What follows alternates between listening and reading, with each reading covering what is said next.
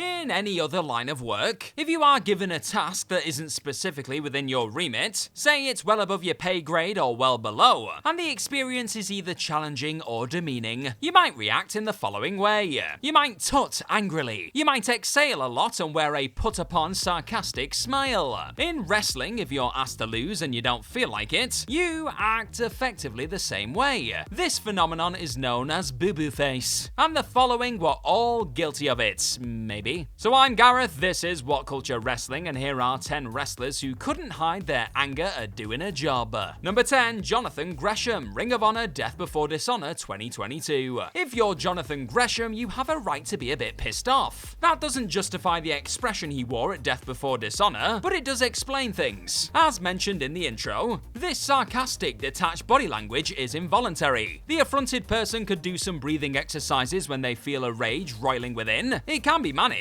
but it's cathartic not to do that. Gresham had reigned with the ROH World title for 224 days in a dismal time for the promotion. Because AEW had subsumed ROH's selling point and gobbled up its entire market share practically, only the ultra committed gave a damn. Gresham was bumping and trying to perfect his craft, and all anybody did was laugh at the blue dots on the seat map who weren't watching. Then Tony Khan bought the promotion and had Gresham lose in a 12-minute opener to Claudio Castagnoli. Not even given the dignity of headlining the show, Gresham neglected to wear his octopus headgear and walked to the ring with a blank expression that one could easily infer said, "Screw this." Number 9, Charlotte Flair WWE WrestleMania Backlash 2022. Charlotte Flair has been accused of the boo-boo face multiple times in her career, but she plays a very arrogant and domineering character on television. She is the queen. She is the smug, obnoxious, above-it-all living legend of the women's division. She's won the most titles and wins far more often than not. It's easy to conflate her portrayal of the character with the real-life disposition. But by Christ did she look thoroughly miserable at WrestleMania Backlash 2022 ahead of doing the JOB for Ronda Rousey. She looked bluntly like she could not be arsed with those glazed over eyes, as if she wasn't really up for the match, not in the mood. Like she'd have probably won if only she were more motivated. Number 8, Lex Luger WWF WrestleMania 10.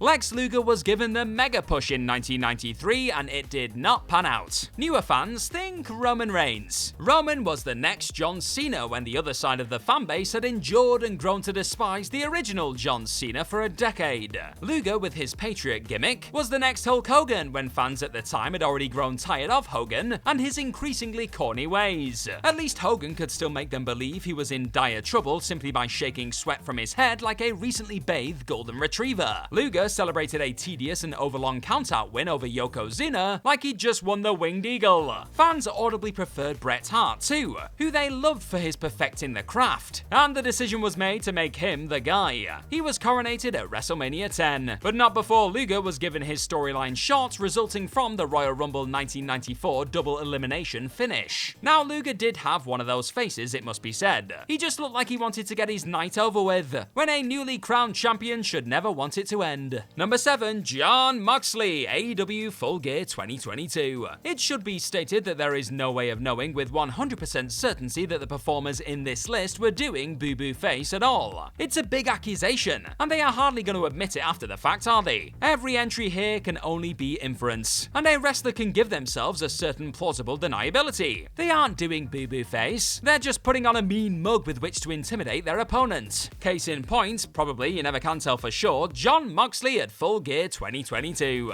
Now, Moxley doesn't come out slapping hands with fans at the best of times. He looks like he's in a foul mood constantly, like he's ready to take it out on whichever hapless fool signed up to be his opponent that night. At Full Gear though, he looked less pissed off and more apathetic. As he made his entrance to defend and lose the AEW World title to MJF, he first had a chat with William Regal. He might as well have asked Regal if he had scouted any decent coffee places for the morning on TripAdvisor. He did perk up somewhat when entering the arena proper, but there was a tone of sarcasm to his body language, as if he'd have walked it were it not for Regal's turn at the finish. Number 6, AJ Styles WWE Night of Champions 2023. Consider this an exercise in contrasts. Sometimes boo-boo face is hard to detect, and indeed is easy to project onto a performer. You can't tell for certain if something is wrong, but something is definitely not altogether right. Is everything altogether right with the AJ Styles WWE relationship in 2023? Now there's a question. Watch him make his entrance at the 2017 Royal Rumble ahead of his match with John Cena. He did the job then, but he was on top of the world in awesome form and guaranteed a cushy spot at WrestleMania. You'd never have guessed he wasn't going over. His face, potentially, again you never can tell for sure, told a rather different story at Night of Champions this year. AJ hadn't done anything of note since his program with Edge the prior year, and that was a bit of a disaster, wasn't it? In Saudi, he nodded his head and did the belt gesture, but he is a low-key casualty of the Triple H era. Paul Levesque hasn't expressed much interest in promoting him as one of his top stars. Again, it's all conjecture, but with his furrowed brow and subdued body language, it looked like the fire had well and truly gone out. Number 5, Drew McIntyre WWE Clash at the Castle. Portrayed as a loving family man with a relentless work ethic, WWE basically presented the first UK stadium show in 30 years as Drew McIntyre's time.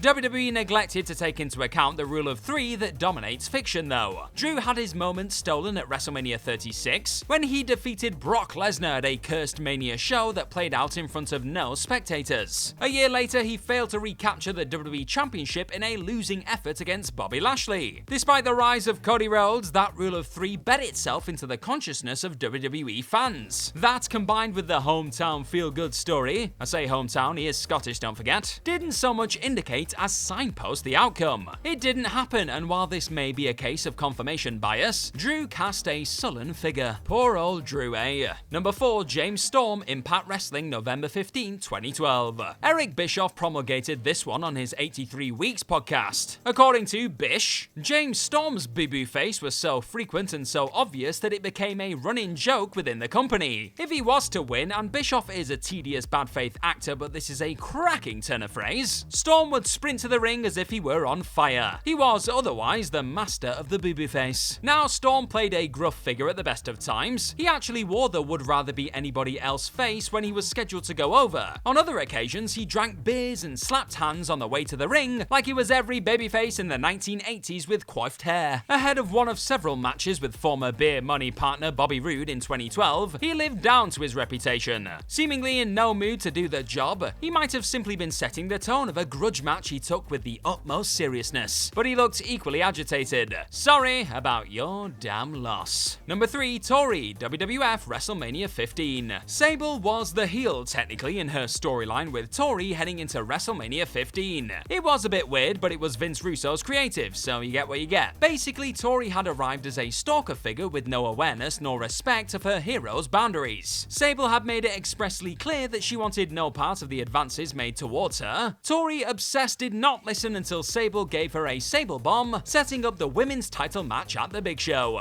The match was atrocious. When they were trying to escape one another's holds, they couldn't stop falling on top of each other. When they were meant to hit each other, Sable missed a crossbody block to the outside by miles. Working in 2 different universes, the match was as confusing as the build. Might that explain Tori's boo-boo face heading into the ring? Or did she, an actual trained worker who before going on hiatus did the odd spot for All Japan Women, resent doing the job? Was Sable just that difficult to work with? In any event, she walked to the ring with no discernible expression on her face at all. No determination, no game face, no nothing. Tori looked so disinterested in her performance that her entrance looked like an out-of-body experience. Number 2, Shawn Michaels WWE SummerSlam 2005. This one is open to interpretation. Shawn Michaels did not enter a state of bereavement at the prospect of losing a predetermined fictional performance, unlike many of the others that comprise this list. At SummerSlam 2005, playing heel for the night, he walked out a man determined to put on a show. He had been Hogan'd.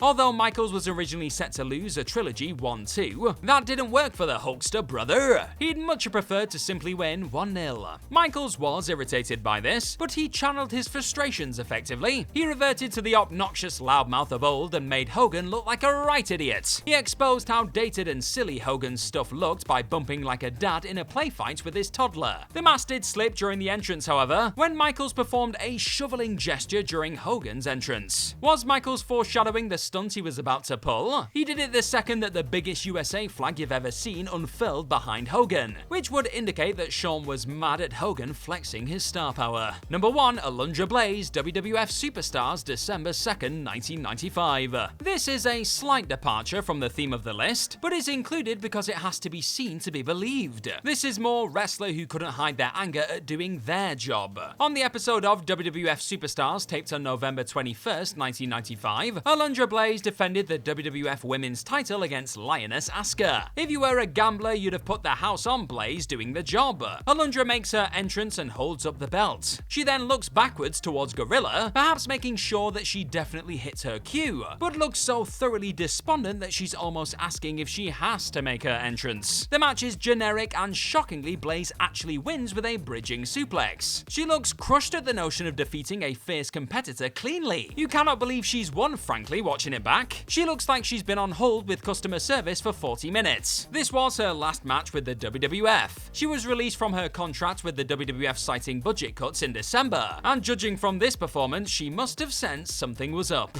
And that right there is our list. So know of any other wrestlers who could not hide their anger at doing a job? Well, you let us know all about them in the comment section right down below, and don't forget to like, share, and click on that subscribe button while you are down there. Also, if you like this sort of stuff, then please head on over to whatculture.com and find some more fantastic articles just like the one this video you're watching right this second is based on. I've been Gareth from What Culture Wrestling. Thank you as always for watching this lovely video today. Hopefully we'll see you again soon, but in the meantime, just be good to yourself. Bye bye!